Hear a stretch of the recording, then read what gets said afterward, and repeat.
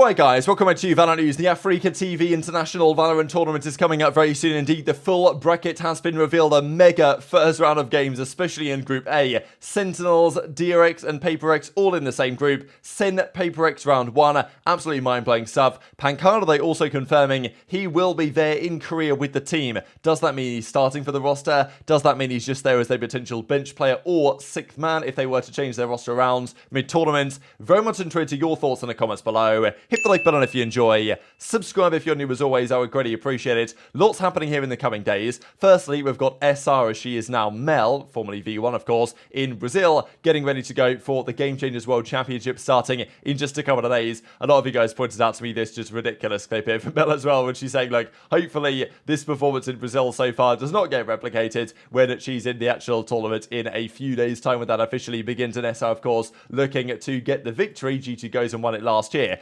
Also, a couple of guys pointed this out to me. Demon1 was streaming last night, sponsored by Asus. Now, okay, hashtag ad, people went into his stream, and it looked generally like this. So we can see Demon1 streaming, we've got the Asus peripheral deals on the bottom left-hand side. Now, the big question was, is this sponsorship that he got here just, you know, related to himself? Have they just reached out to him and said, hey, Demon1, we want to do this sponsored stream, let's give it a go? Or is this being brokered to some degree by an organization or by a potential other sponsor? Because if you follow the link here from the Asus link that was working with Demon1, you find yourself on this Amazon page with, well, very coincidentally, plenty of NRG figures. So we can see that generally this sponsorship deal is associated with NRG players. We see here we've got Victor on the left-hand side, we've got Contracts here on the right-hand side, and then even we have Crashies again in the top side of the header. So what's going on here, right? Is this, is this just a pure coincidence, or is it more likely that Demon1 is signed with NRG, and as part of that process, he's now doing this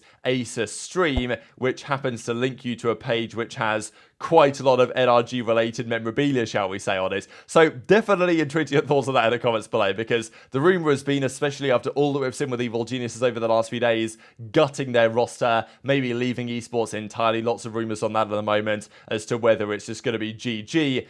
Has Demon1 gone to NRG? That's the big rumour. And this is, well, if this is just a coincidence, then fair enough. But it seems a little bit doubtful, and there might be something more to this than initially meets the eye. Because we saw, I mean, it's probably a month ago now, there were rumours going around that NRG had start to make some moves. And, okay, we think they've signed Marv. We don't really know when or if the players have actually been officially signed as of yet. But you would think that by now, if EG have been, you know, going through turmoil, which they have, maybe Ethan and Demon1's contracts are now done, signed, and maybe this is part of that, but intrigued to your perspective in the comments section below. Now, just after the Game Changers World Championship, there's also this big tournament, which I'm looking forward to. This is in Yokohama, Japan, December 3rd, 4th, where we get to see Bleeds play. So we got Na'Vi, Detonation, Zeta, and Bleeds with a 4-team tournament, which is coming up just before this tournament, which starts on December the 5th, which is the AVL, the Africa Valorant League in Seoul, Korea. 8 teams attending in this one. We saw there was a couple of show matches over the last couple of days with teams like Full Sense and Fancy United, but the other 6 teams, those will be the favourites to win. And it's a stacked tournament. This is probably one of the best ones, and it's just great because, you know, I come from a Call of Duty background generally. When the off-season is going on, there's just nothing happening, you know. There's no tournaments, the teams don't play, and sure, I know that people want in Valorant the off-season to be shorter and more activity, more tournaments, but the fact that you get tourneys like this in the off-season is just great to see. And, well, I'm really looking forward to this one because these aren't just show matches, you know. There's good money on the line here. There's like 80k. I think at least like 25k to the winners. So definitely they'll want to win the tournament. But in addition to that, they'll also want to prove that their practice is paying off because it's not that long from this tournament until the start of the season. These aren't going to be show matches that are taken with, you know, with just a grain of salt. Like, this is a serious tournament with serious teams, and they will want to do very well. Now, does that mean as much still this tournament as the actual VCT? No, but nonetheless it's massively interesting. So here we go with the bracket. This is a group stage GSL style format. So you get 4 teams in 2 groups, and after the first few matches, only 2 teams emerge from those respective groups. So let's talk Group B first because it's slightly less interesting. We've got this like fancy team that we don't expect to be that good. Team Liquid there with their new roster. T1, of course, with Rossi in the team now, and then Edward Gaming. So, I mean, who do we predict to come out of Group B? You'd say it's between TL, T1, and EDG. I would probably say that TL and EDG, I would say, are the most likely of the two of them, but who knows how good this T1 roster might be. Can't say I have too much faith for the fancy team, but yeah, we'll see how that goes. To be fair, EDG, just before we talk about the other group, did want to mention that there was actually this game that went down just yesterday in the China Evolution series, where Edward are definitely getting pushed now internally. Now, okay, it's another series that they eventually win, but still, they got pushed pretty close here by Attacking Soul Esports. I mean, have a look at this. Lotus was 13-9. They lost the split 13-11, and then won the Haven 13-15 or 15-13 after crazy overtime. So, definitely in region, EDG are getting pushed, and, well, it's helping, I'm sure, the other Chinese teams improve their performance. What does that mean for EDG when they arrive here to this tournament in a couple of days? We'll see. But Group A, man, this is the banger, right? I know a couple of guys said the other day that, oh yeah, I can't wait for Sentinels to get humbled by pANcada, or the other way around, for Sentinels to destroy pANcada, come at the Africa Valorant TV League, or whatever it's going to be called. And I couldn't really figure out whether people knew that Sentinels and pANcada were going to play, as in, was the bracket revealed yet, or was it just a prediction that that's what might occur? And, well, whether this has been rigged for this particular bracket run out or whatever, to decide that this game is going to happen, I don't know. But nonetheless, this is exactly everything that people wanted, right? Because I think everyone wants to see Sentinels play pANcada at this tournament, and people expected that to be the case because they would probably respectively go deep. But the tournament has been decided, and whoever decided to come up with these brackets, that they will play round 1. So the new Sentinels team versus pANcada, that's going to be such a good time. Honestly, tough to call as well who's going to win that one. Maybe your money's on pANcada, to be fair. But, man, what a banger. And this is the thing, Tens, we know how much respect he has for pANcada, the way that they play. No Jing, of course, Monyet's in the team, but they're still going to be an R right now, very good. They might go for some crazy, like, 5 duelist comp. Who knows what they're going to come out with, but that's going to be fun to watch. And Sentinels will, you know, if they could beat pANcada, that's a very good start. If they lose, though, they'll play the loser of Full Sense DRX. Again, here, it's very possible that we get a DRX-PRX matchup, which they can't seem to avoid each other. So, you know, for me, I think I would say, you know, pANcada and Sentinels would probably be my two teams I'd expect to go through. I don't really know what about DRX right now, because we don't know fully what roster they're turning up with. Are they going to have their full strength, or how's it going to be? So, but still, that group is stacked, right? I mean, going from 3 to 2 here is difficult. And then after, we get, you know, at least one of Sen and pANcada will make it, you got to think. Whatever happens from there on out, we then get Group A first versus Group B second, etc., etc. Playoffs, champion, that's how it goes. But, yeah, Sentinels versus pANcada round 1 is a banger, and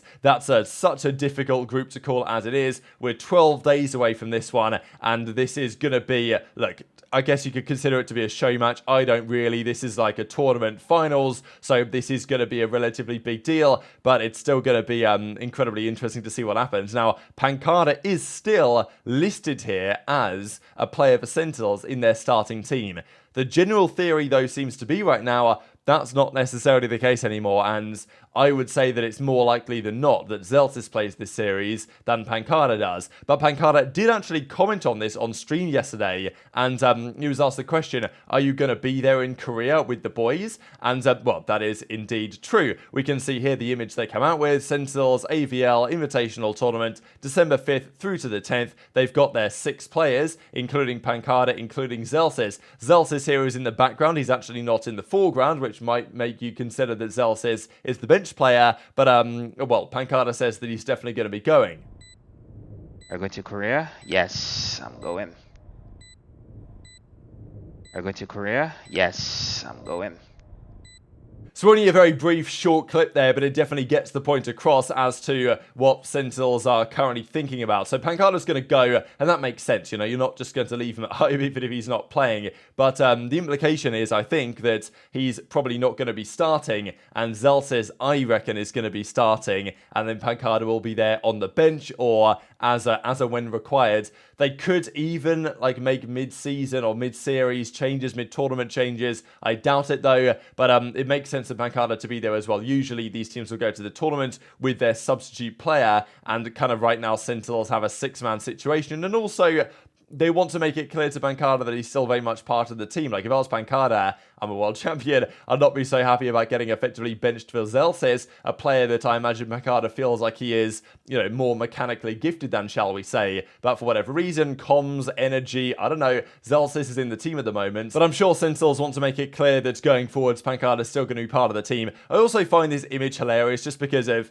how similar some of these guys look. I know that we have called before John QT the Moroccan Tens, but come on, I mean, look at this image, right? Like, how similar do these guys look? It looks like Tens is just kind of, it's like a Pokemon evolution, you know what I mean? Like, he's gone to the next stage, and maybe even Zekken is like the previous iteration of current Tens. And then some people even said that Zekken is basically pANcada, but with glasses on, which is also kind of true. And then, like, Zelsis is what happens if Tens evolves, but he went the wrong way or something like that. So, I don't know, I just thought this image was funny. Sassy, I guess, is kind of the odd man out here, but obviously doing a good job for the start of the roster at the moment. And just speaking of that Paper XN series, what do you guys expect Paper X to pull out here? Because ISO might be in their pick, I don't know. We saw in that Channel Evolution series, actually, from Titan Esports Club on Lotus, they picked ISO the first time in an official game that ISO has been picked, and they went on to win the series, and the ISO player actually kind of fried. So maybe there's something in that. There's also this that I saw going around, which I didn't really know you can actually do here, but if you get pulled into, especially with a judge, into the ISO ultimate, you can just sprint straight through and go on and kill this guy, which is, seems the strategy, and then you get his gun as well. So this is one way of thinking about it. This is one of the type of plays in the ISO Ultimate that I can expect to see the Paper X guys making more often than not. And yeah, this is one way to do it with ISO. But I'm very much intrigued to hear all of your thoughts on this stuff in the comment section below. Hit the like button if you enjoyed, subscribe if you're new, take care, and I'll see you next time.